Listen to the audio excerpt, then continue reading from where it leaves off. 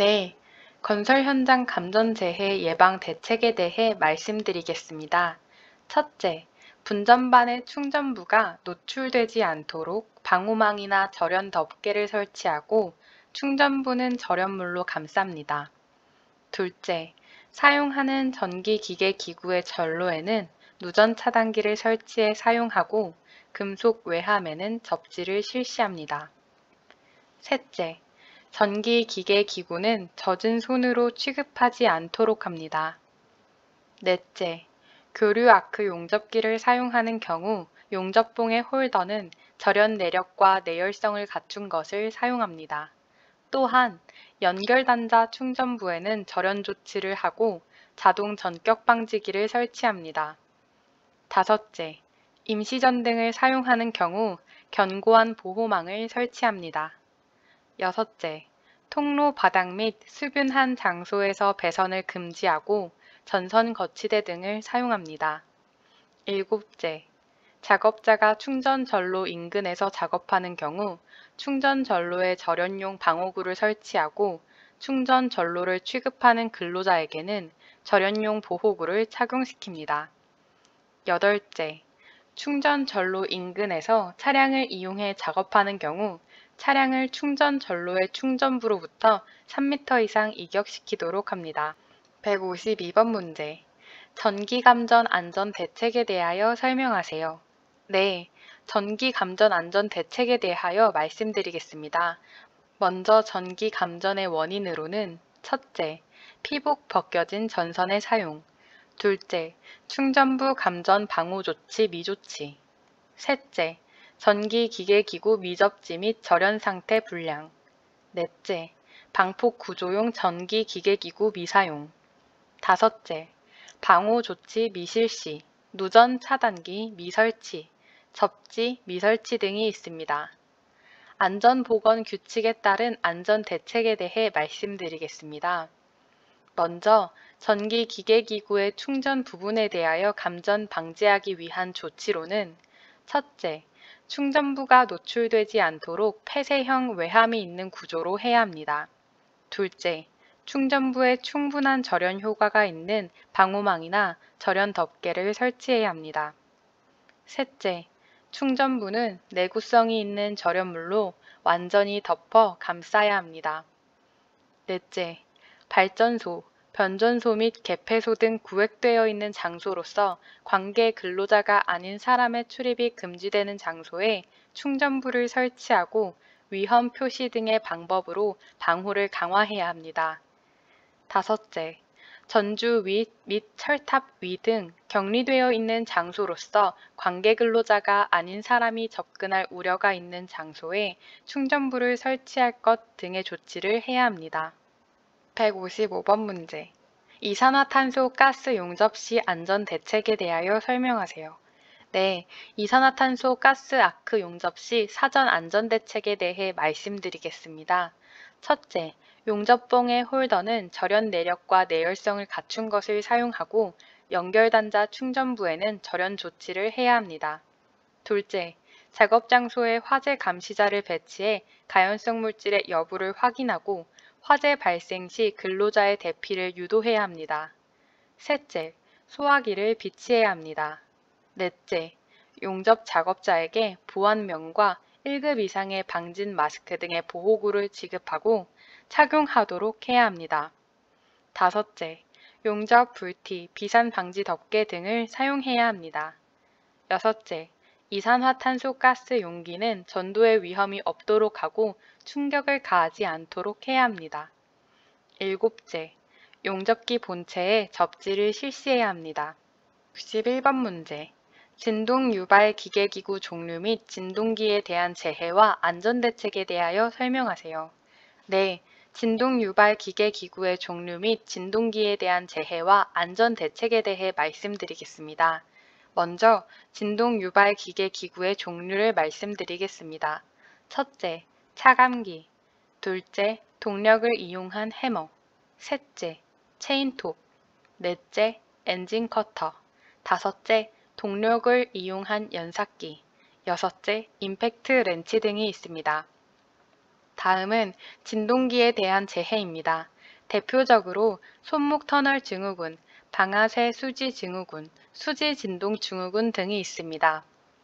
다음은 진동유발 기계 기구의 안전 대책에 대해 말씀드리겠습니다. 첫째, 작업자에게 방진 장갑 등 진동 보호구를 지급하고 착용하도록 합니다. 둘째, 근로자에게 진동 작업이 인체에 미치는 영향과 증상, 보호구의 선정과 착용 방법, 진동 기계기구 관리 및 사용 방법, 진동 장애 예방 방법에 대해 충분히 알려야 합니다. 셋째, 진동 기계기구가 정상적으로 유지될 수 있도록 상시 점검하여 보수하는 등의 관리를 해야 합니다. 162번 문제. 발파 시 진동 영향의 최소화 방안에 대하여 설명하세요. 네, 발파 시 진동 및 파손 예방을 위한 준수사항과 최소화 대책에 대해 말씀드리겠습니다. 첫째, 주변 상태와 발파 위력을 충분히 고려하여 소음, 진동을 최소화해야 합니다. 둘째, 실제 발파 전 공인기관 또는 이에 상응하는 자의 입회로 시험 발파를 실시해야 합니다. 셋째, 소유자, 점유자, 사용자, 그리고 그 주위의 작업 내용과 통제 조치, 필요 조치 전 발파를 금지해야 합니다. 넷째, 발파 구간 인접 구조물에 대한 피해 및 손상을 예방하기 위하여 허용 진동치를 관리해야 합니다. 다섯째, 진동의 검사, 기록, 그리고 해석은 발파 작업 책임자가 진행 및 발파 진동 분석 기록지를 보관해야 합니다. 여섯째, 가급적이면 많은 자유면을 이용하여 적정한 최소 저항성과 장향량을 결정해야 합니다. 일곱째, 폭발음 경감을 위해 토제 등을 쌓거나 풍향, 풍속을 고려하고 지발뇌관을 사용하도록 해야 합니다. 여덟째, 관계 전문가 자문을 통해 소음, 진동 영향 최소화 가능한 화약류를 선정해야 합니다. 아홉째, 진동과 소음을 줄이기 위한 정상적인 양량보다 적게 할 때에는 고압가스 분출의 최소화, 충분한 전색, 보호 매트 사용입니다. 164번 문제. 청력 보존 프로그램에 대하여 설명하세요. 네, 청력 보존 프로그램에 대하여 말씀드리겠습니다. 청력 보존 프로그램이란 근로자가 소음 작업, 강렬한 소음 작업 또는 충격 소음 작업에 종사하는 경우 소음성 난청을 예방, 관리하기 위한 종합적인 계획을 말합니다. 청력 보존 프로그램 내용에 대하여 말씀드리겠습니다. 첫째, 소음 노출 평가. 둘째, 소음 노출에 대한 공학적 대책. 셋째, 청력 보호구의 지급과 착용. 넷째, 소음의 유해성 및 예방 관련 교육. 다섯째, 정기적 청력 검사. 여섯째, 청력 보존 프로그램 수립 및 시행 관련 기록 관리 체계. 일곱째, 그 밖의 소음성 난청 예방 관리에 필요한 사항입니다. 173번 문제. 발주자 등 건설공사 참여자를 대상으로 안전관리 수준평가 기준에 대하여 설명하세요. 네, 발주자 등 건설공사 참여자를 대상으로 하는 안전관리 수준평가 기준에 대해 말씀드리겠습니다. 우선 발주청 또는 인허가 기관의 장에 대한 평가 기준에 대해 말씀드리겠습니다. 첫째, 안전한 공사 조건의 확보와 지원.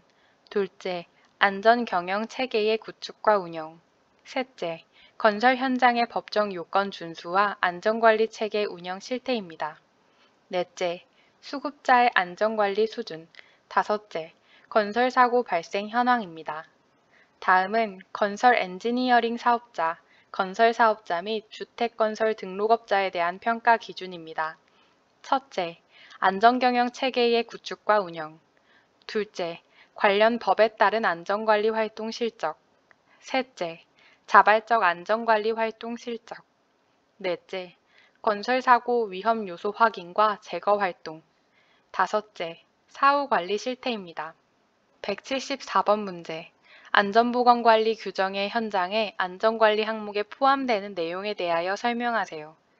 네, 안전보건관리 규정의 현장 안전관리 항목에 대하여 설명하겠습니다. 산업안전보건법에 의거하여 건설업에서 상시 근로자 100명 이상의 사업장의 사업주는 안전 및 보건을 유지하기 위해 안전보건관리 규정을 작성하고 사업장 내에 비치해야 합니다. 일반적으로 건설 현장에서는 계약 및 착공 준비 시 작성해야 하며 사유 발생 시 30일 이내로 작성하도록 규정하고 있습니다.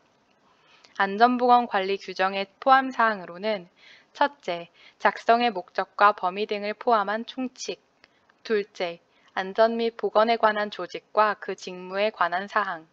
셋째, 안전보건 교육에 관한 사항. 넷째, 작업장의 안전 및 보건 관리에 관한 사항.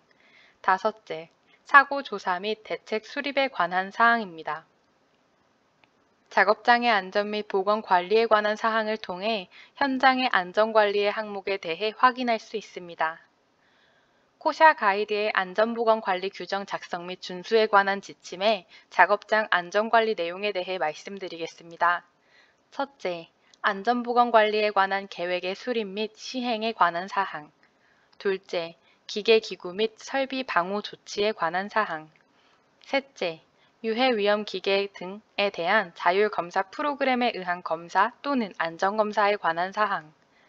넷째, 근로자의 안전수칙 준수에 관한 사항. 다섯째, 중대재해 및 중대산업사고 발생과 급박한 산업재해 발생 위험이 있는 경우 작업 중지에 관한 사항. 여섯째, 안전표지와 안전수칙의 종류 및 개시에 관한 사항과 그 밖의 안전관리에 관한 사항입니다. 178번 문제. 노사협의체 설치 대상 및 구성에 대하여 설명하세요. 네, 노사협의체 설치 대상 및 구성에 대하여 설명하겠습니다. 도급에 따른 산업재해 예방 조치로서 도급인이 관계 수급인 근로자가 도급인의 사업장에서 작업할 경우 이행해야 하는 사항으로 노사협의체 설치 운영 대상은 총 공사금액 120억 원, 토목공사의 경우 150억 원 이상입니다. 노사협의체 운영 대상이 해당되면 안전보건협의체를 가름할 수 있습니다. 구성은 사용자위원과 근로자위원으로 구성되며 사용자위원으로는 해당 사업의 대표자, 그리고 안전관리자 1명, 보건관리자 선임 대상인 경우에는 건설업에 한정하여 보건관리자 1명을 포함하며 공사금액 20억 원 이상인 공사의 관계 수급인입니다.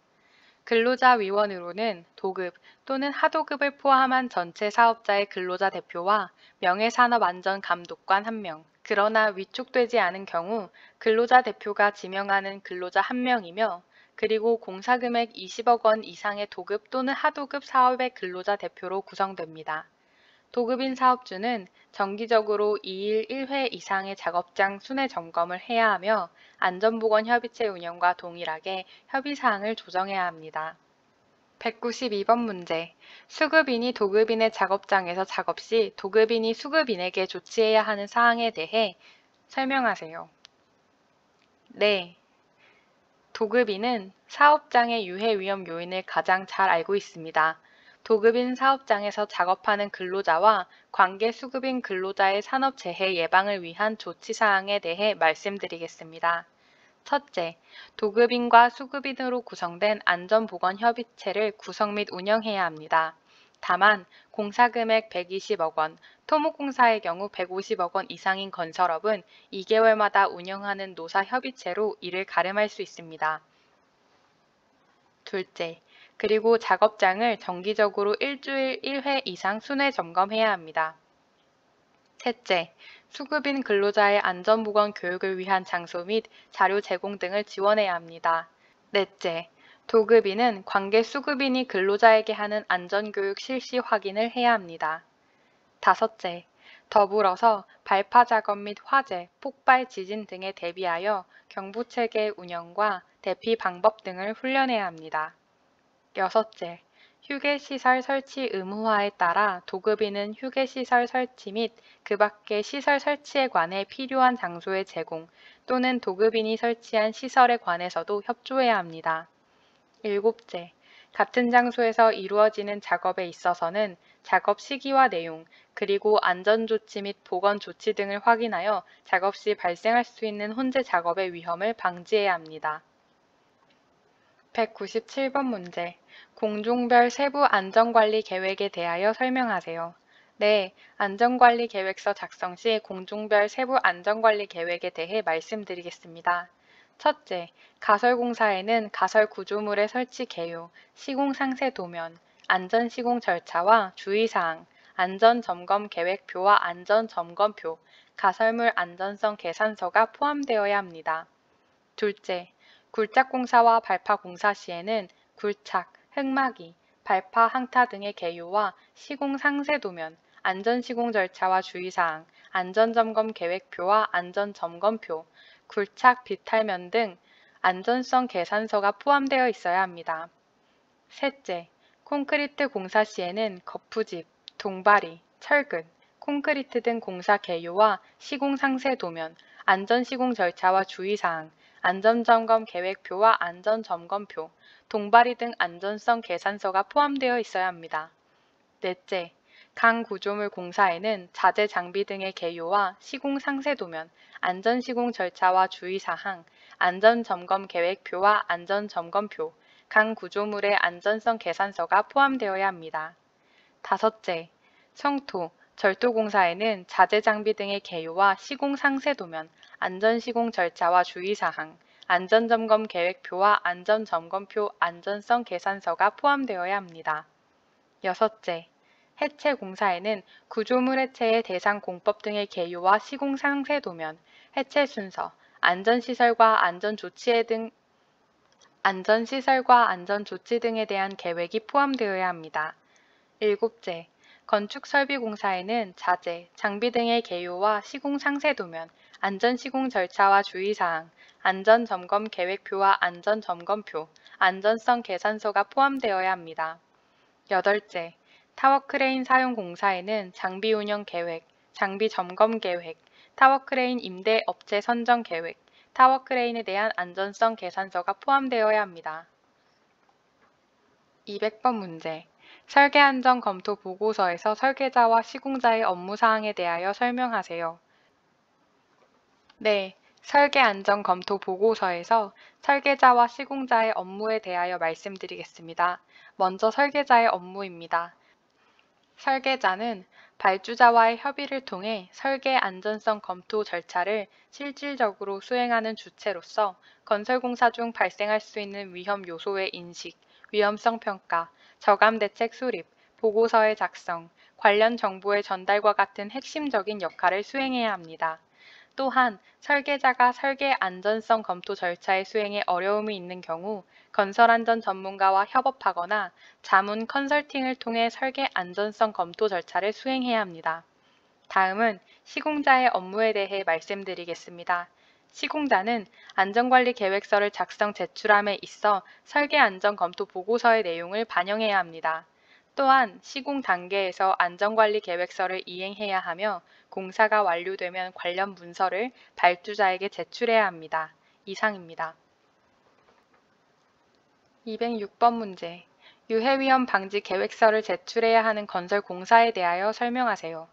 네, 유해위험 방지 계획서를 제출해야 하는 건설공사에 대해 말씀드리겠습니다. 첫째, 지상 높이가 31m 이상인 건축물 또는 인공구조물의 건설, 개조, 해체공사. 둘째, 연면적 3만 제곱미터 이상인 건축물의 건설, 개조, 해체공사. 셋째, 전시장 및 동물원, 식물원을 제외한 문화 및 집회시설, 고속철도의 역사 및 집 배송시설을 제외한 판매시설, 운수시설, 종교시설, 종합병원, 관광 숙박시설, 지화도 상가, 냉동, 냉장, 창고시설 중 연 면적 5,000제곱미터 이상인 시설의 건설, 개조, 해체공사. 넷째, 연면적 5,000제곱미터 이상인 냉동, 냉장, 창고시설의 설비공사 및 단열공사. 다섯째, 최대 지간 길이가 50m 이상인 다리의 건설, 개조, 해체공사. 여섯째, 터널의 건설, 개조, 해체공사. 일곱째, 다목적 댐, 발전용 댐, 저수조 용량 2천만 톤 이상의 용수 전용 댐 및 지방 상수도 전용의 댐의 건설, 개조, 해체공사. 여덟째, 깊이 10m 이상인 굴착공사입니다. 210번 문제. 유해위험 작업의 취업 제한에 관한 규칙에 대하여 설명하세요. 산업안전보건법에 따라 유해하거나 위험한 작업에 대하여 그 작업에 필요한 자격, 면허, 경험 또는 기능을 가진 근로자에게만 시키도록 제한하고 있으며 자격, 면허, 경험 또는 기능을 가진 근로자만이 취업할 수 있는 작업으로는 첫째, 고압가스안전관리법에 의한 압력용기, 에너지합리화법에 의한 보일러 등에 취급하는 작업. 둘째, 타워크레인 설치, 해체, 텔레스코핑, 건설기계 사용 작업. 셋째, 타워크레인, 이동식 크레인, 고소작업대, 천장크레인 조종작업. 넷째, 거푸집, 획마기 지보공, 비계 조립 해체 등 22종으로 정하고 그 작업에 필요한 자격, 면허, 기능 또는 경험의 범위를 정하고 있습니다. 이 중 획마기 지보공 조립 해체 작업 중 깊이 31m 미만, 비계 거푸집 조립 해체 작업 중 높이 10m 미만인 작업은 3개월 이상의 경험자도 작업이 가능합니다. 212번 문제. 근로자 건강장애를 유발하는 유해 인자관리에 대하여 설명하세요. 네, 근로자 건강장애를 유발하는 유해 인자관리에 대하여 설명드리겠습니다. 고용노동부 장관은 근로자에게 건강장애를 일으키는 화학물질 및 물리적 인자 등을 분류 기준을 마련하여야 하고 유해 인자가 근로자의 건강에 미치는 유해성, 위험성을 평가하고 그 결과를 관보 등에 공표하여야 하며 평가 결과 등을 고려하여 유해성, 위험성 수준별로 유해 인자를 구분하여 관리하여야 합니다. 또한 유해 인자의 노출 기준을 정하여 고시하여야 합니다. 고용노동부 장관은 유해성, 위험성 평가 결과를 고려하여 유해물질 또는 유해 인자별로 정하여 관리하여야 합니다. 분류관리 항목으로는 첫째, 노출 기준 설정 대상 유해인자, 둘째, 허용 기준 설정 대상 유해인자, 셋째, 제조 금지 물질, 넷째, 제조 허가 물질, 다섯째, 작업환경 측정 대상 유해인자, 여섯째, 특수건강진단 대상 유해인자, 일곱째, 원재료, 가스, 증기, 분진, 띨, 미스트 등 관리 대상 유해 물질 등입니다. 214번 문제. 굴착 작업 시 토석이 붕괴되는 외적 원인 및 내적 원인에 대하여 답변하세요. 네, 붕괴 원인으로는 외적 원인과 내적 원인으로 나눌 수 있습니다. 먼저 외적 원인으로는 첫째, 사면, 번면의 경사 및 기울기의 증가, 둘째, 절토 및 청토 높이의 증가, 셋째, 공사에 의한 진동 및 반복 하중의 증가, 넷째, 지표수 및 지하수의 침투에 의한 토사 중량의 증가, 다섯째, 지진, 차량, 구조물의 하중 작용, 여섯째, 토사 및 암성의 혼합층 두께 등입니다. 내적 원인으로는 절토 사면의 토질 암질, 성토 사면의 토질 구성 및 분포, 토석의 강도 저하 등이 있습니다. 215번 문제. 굴착 작업에 대한 사전 조사 사항과 작업 계획서 내용에 대하여 설명하세요. 네, 먼저 사전 조사 내용은 첫째, 형상 지질 지층의 상태, 둘째, 균열, 함수, 용수 동결의 유무 또는 상태, 셋째, 매설물 등의 유무 또는 상태, 넷째, 집안의 지하수의 상태입니다. 다음은 작업계획서의 내용에 대해 말씀드리겠습니다. 첫째, 굴착 방법 및 순서, 토사 등 반출 방법. 둘째, 필요한 인원과 장비 사용 계획. 셋째, 매설물 등에 대한 이설 보호 대책. 넷째, 사업장 내 연락 방법과 신호 방법. 다섯째, 획마기 지보공 설치 방법과 계측 계획.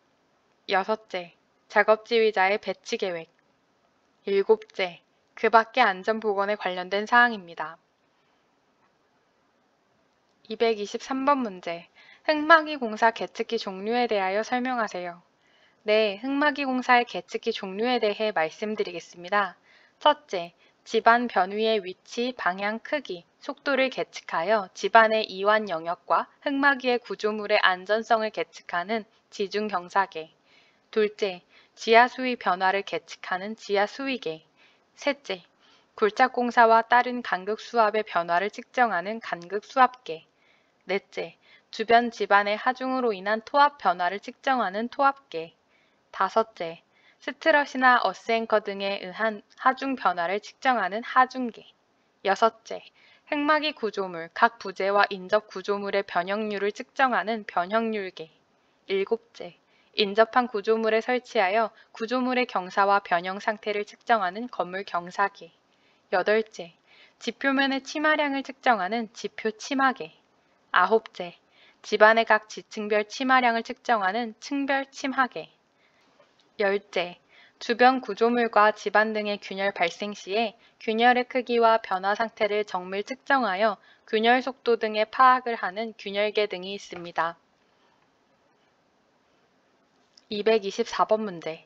흙막이 지보공 설치 시 점검 및 보수 사항에 대하여 설명하세요. 네, 흙막이 지보공 설치 시 점검 보수 사항에 대해 말씀드리겠습니다. 첫째, 부재의 손상, 변형, 부식, 변이 탈락의 유무와 상태. 둘째, 버팀대의 기납의 정도. 셋째, 부재의 접속부, 부착부, 교차부의 상태. 넷째, 치마의 정도. 다섯째, 토압의 증가 등입니다. 225번 문제.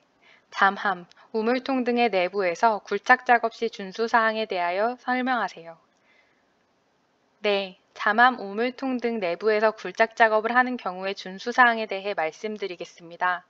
첫째, 잠함, 우물통의 급격한 침하에 의한 위험을 방지하기 위해 침하 관궤도에 따라 굴착 방법 및 재하량을 정하고 바닥으로부터 천장 또는 복가지의 높이는 1.8m 이상으로 해야 합니다. 둘째, 산소 결핍 우려가 있는 경우에는 산소의 농도를 측정하는 사람을 지명하여 측정하도록 해야 합니다. 셋째, 근로자가 안전하게 오르내리기 위한 설비를 설치해야 합니다. 넷째, 굴착 깊이가 20m를 초과하는 경우에는 해당 작업 장소와 외부와의 연락을 위한 통신 설비 등을 설치해야 합니다.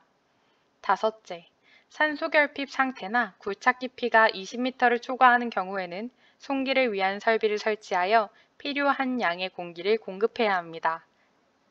여섯째, 승강 설비나 통신 설비, 송기 설비가 고장난 경우 잠함 등의 내부에 많은 양의 물 등이 스며들 우려가 있는 경우에는 작업을 중지하도록 해야 합니다. 231번 문제. 옹벽의 안전성 검토 사항에 대하여 설명하세요. 네, 옹벽의 안전진단 항목에 대해 말씀드리겠습니다. 첫째, 전면부 파손, 손상, 철근 노출, 이격, 철망 등의 손상 상태입니다. 둘째, 배수공의 상태와 누수 상태입니다. 셋째, 돌망태 등 채움재, 채움 콘크리트, 뒷채움부의 유실 상태입니다. 넷째, 기초의 쇄골, 침하, 손상 상태입니다. 다섯째, 배부름 현상 발생 유무, 전도 경사의 상태, 활동 상태입니다. 여섯째, 비탈면의 배수 및 손상 상태, 안전 및 기타 시설의 손상 상태입니다. 235번 문제. 콘크리트 타설 시 안전 대책에 대하여 설명하세요. 네, 콘크리트 타설 시 안전 대책에 대해 말씀드리겠습니다. 콘크리트 타설 작업을 하는 경우에는 첫째, 당일의 작업을 시작하기 전에 해당 작업에 관한 거푸집 동바리 등의 변형, 변이 및 집안의 침하, 유무 등을 점검하고 이상이 있으면 보수해야 합니다. 둘째, 동바리는 상하부의 동바리가 동일 수직선상에 위치하도록 하여 깔판, 받침목 등에 고정시켜야 합니다. 셋째, 작업 중에는 거푸집 동바리 등의 변형, 변위 및 치마 유무 등을 감시할 수 있는 감시자를 배치하여 이상이 있으면 작업을 중지하고 근로자를 대피시킬 수 있어야 합니다. 넷째, 콘크리트 타설 작업 시 거푸집 붕괴의 위험이 발생할 우려가 있으면 충분한 보강 조치를 해야 합니다. 다섯째, 설계도서상의 콘크리트 양생 기간을 준수하여 거푸집 동바리 등을 해체해야 합니다. 여섯째, 콘크리트를 타설하는 경우에는 편심이 발생하지 않도록 골고루 분산하여 타설해야 합니다. 241번 문제. 터널 작업 시 인화성 가스 농도 측정에 대하여 설명하세요. 네, 터널 작업 시 인화성 가스 농도 측정에 대하여 말씀드리겠습니다. 터널 작업 시 인화성 가스 농도 측정은 매우 중요한 안전 절차로 인화성 가스가 발생할 위험이 있는 경우 사업주는 폭발이나 화재 예방을 위한 안전 예방 조치를 취해야 합니다. 우선 작업 시작하기 전에 준수사항으로는 첫째, 인화성 가스의 농도를 측정할 담당자를 지정해야 합니다. 둘째, 가스가 발생할 위험이 있는 장소에서 작업을 시작하기 전에 가스 농도를 측정해야 합니다. 셋째, 측정 결과 인화성 가스가 존재하여 폭발이나 화재 위험이 있는 경우에는 해당 장소에 자동경보 장치를 설치해야 합니다. 넷째, 지하철도와 공사와 같이 도시가스관이 노출된 경우 자동경보기를 설치하며 정기적으로 순회 점검을 실시해야 합니다. 다섯째, 당일 작업 시작 전 자동경보장치의 계기와 검지부, 경보장치의 이상 유무와 작동 상태 등을 점검하고 이상이 발견되면 즉시 보수해야 합니다. 245번 문제. 터널 굴착 작업 시 사전 조사 및 작업 계획서 내용에 대하여 설명하세요. 네, 터널 굴착 작업 시 사전 조사 내용과 작업 계획서 내용에 대해 말씀드리겠습니다. 먼저 사전 조사 내용에 대해 말씀드리겠습니다. 보링 등 적절한 방법으로 낙반, 출수, 가스 폭발 등으로 인한 근로자의 위험을 방지하기 위해 미리 지형, 지질, 지증 상태를 조사해야 합니다. 다음은 작업 계획서 내용입니다. 첫째, 굴착의 방법. 둘째, 터널 지보공 및 복공의 시공 방법과 용수의 처리 방법. 셋째, 환기, 조명 시설을 설치할 경우 방법입니다. 257번 문제. 국수배기 장치 설치 시 덕트 설치 기준에 대하여 설명하세요. 네, 이동식이 아닌 국소배기 장치를 설치하는 경우 덕트의 설치 기준에 대해 말씀드리겠습니다. 첫째, 가능하면 길이는 짧게 하고 굴곡부의 수는 적게 해야 합니다. 둘째, 접속부의 안쪽은 돌출된 부분이 없도록 해야 합니다. 셋째, 청소구를 설치하는 등 청소하기 쉬운 구조로 해야 합니다. 넷째, 덕트 내부에 오염 물질이 쌓이지 않도록 이송 속도를 유지해야 합니다. 다섯째, 연결 부위 등은 외부 공기가 들어오지 않도록 해야 합니다. 262번 문제. 건설기술진흥법령상 안전교육의 종류에 대하여 설명하세요. 네, 건설기술진흥법상 안전교육은 주로 일일 안전교육이나 TBM이라 불리며 실시 주체는 안전관리 책임자나 안전관리 담당자입니다. 안전교육은 당일 공사 작업자를 대상으로 매일 공사 착수 전에 실시해야 하고 당일 작업의 공법 이해, 시공 상세 도면에 따른 세부 시공 순서, 시공 기술상의 주의사항 등 내용을 포함해야 합니다. 또한 현장에서는 안전교육 내용을 기록 관리해야 하며 공사 준공 후에도 발주청에 관계 서류와 함께 제출해야 합니다.